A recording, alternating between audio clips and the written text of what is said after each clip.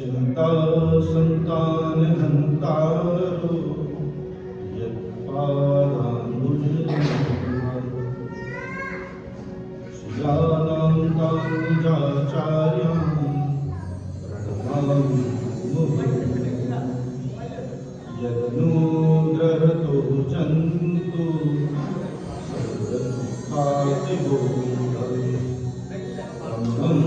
सर्वदा वन्दे श्रीमद्वल्लभधन्वन्तम् अज्ञानतिमिरान्धश्च ज्ञानाञ्जनशलाकया चक्षुरुन्मीलितं येन तस्मै श्रीगुरुवे नमः नमामि हृदये शेषे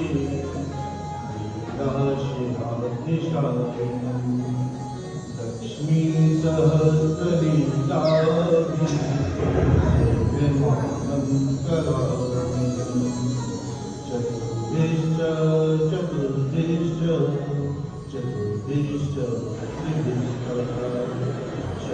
षड्भिर्विराजते योषो अर्चना हृदये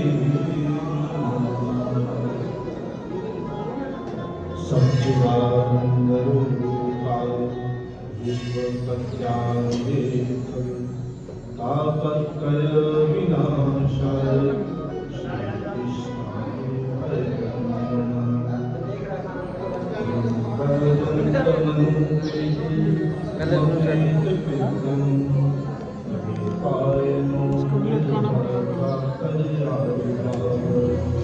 पुत्रेण तन्मयतया करोऽभिनेमि स्तं सर्वहृदयं मुनिमानतोऽस्मि जय श्री गोपीनाथ इष्ट हमारे काम निर्लोचन्ते दुर्जन बीच में ये खराब है ना ये वही कर रहा हूँ। एक मिनट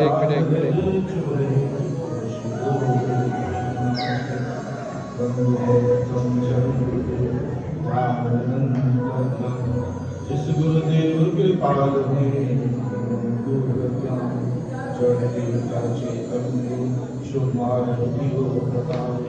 बांधे भगत पंक्ति निर्गुण गीत जान पर श्री गुरु के चरण पर हाथ लग गया कैमरे का क्या कैमरे का क्या हाथ आ गया नहीं दोबारा करेगा नहीं चलो कोई दिक्कत नहीं कटिंग करेगा छोड़ दो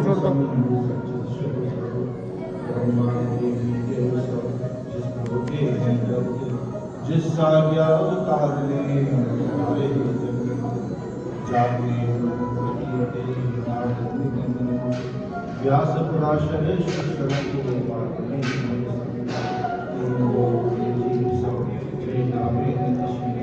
देव सकल ब्रह्मादिलो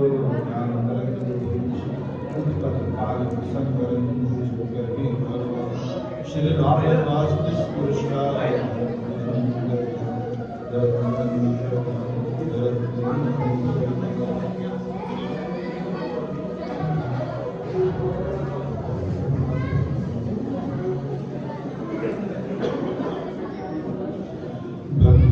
भक्ताभिलाषा चरितानुसारी दुग्धाभिचोगेन यशो विसारी कुमारितानन्दित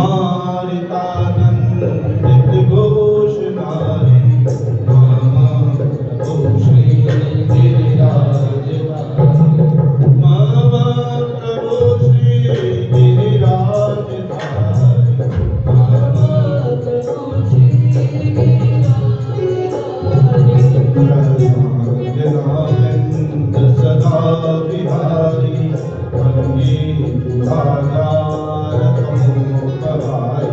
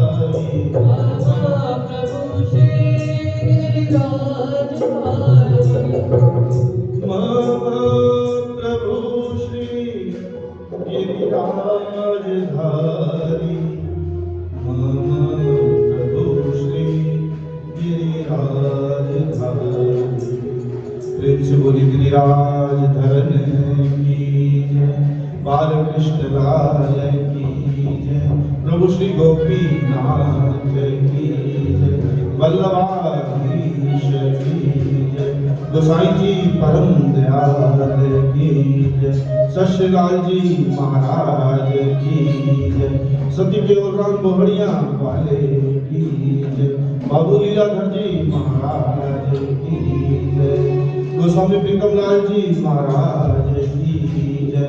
गोस्वामी शंकरलाल जी महाराज की जय। माता जी हेती बाई जी की जय। माता जी राम प्यारी जी की जय। माता जी शशि जी की जय। सब संतन की जय। सब भगतन की जय। गंगे मैया की जय। जमुने महारानी की जय। गौ माता की जय। जय जय श्री राधे। जय जय श्री राधे।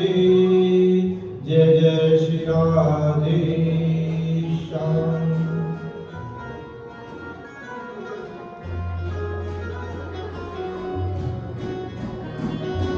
आज के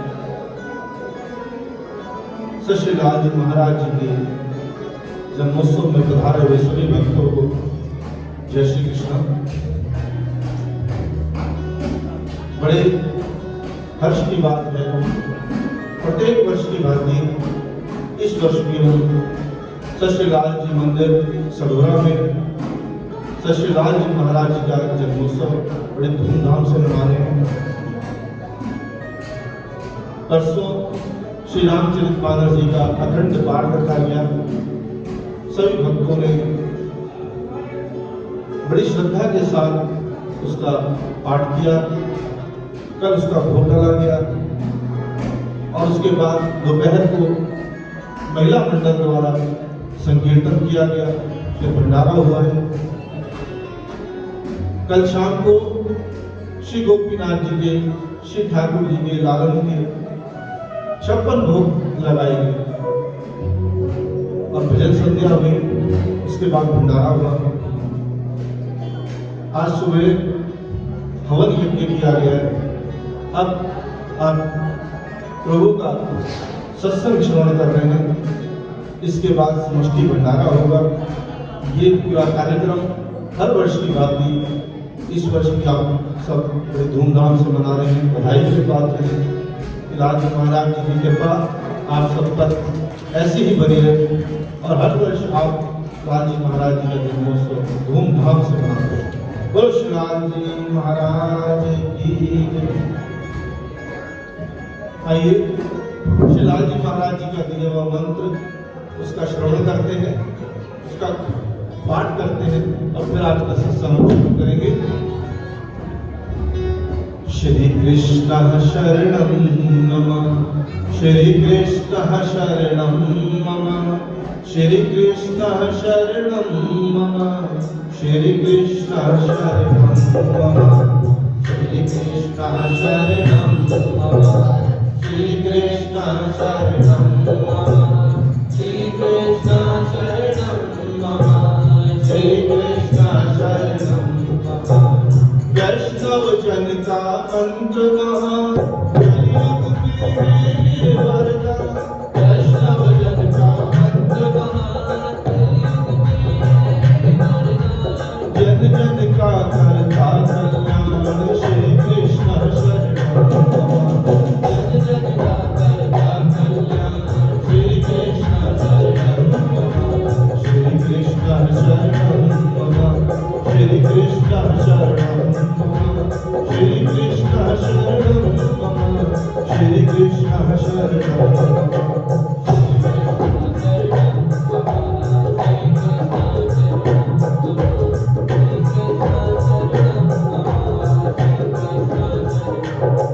श्री वल्लभ का आदेश यही है, गीता का उपदेश यही है। वल्लभ का आदेश यही है, गीता का उपदेश यही है। लाल जी का संदेश यही है, श्री कृष्ण शरणं मम। लाल जी का संदेश यही है, श्री कृष्ण शरणं मम, श्री कृष्ण शरणं मम, श्री कृष्ण शरणं मम, श्री कृष्ण शरणं मम, श्री कृष्ण शरणं मम, श्री कृष्ण शरणं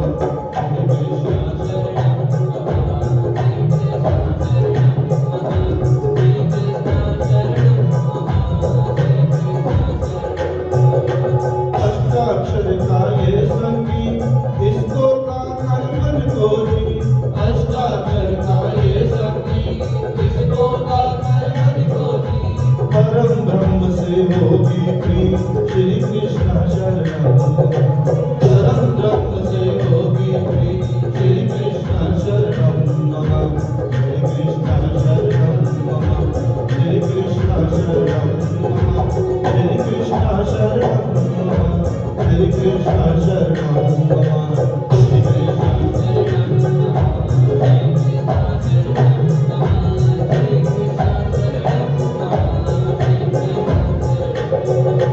गले में तुलसी की माला, होठों पे हो नाम का प्याला। गले में तुलसी की माला, होठों पे हो नाम का प्याला। आंखों में मुरली वाला, श्री कृष्ण शरणं मम।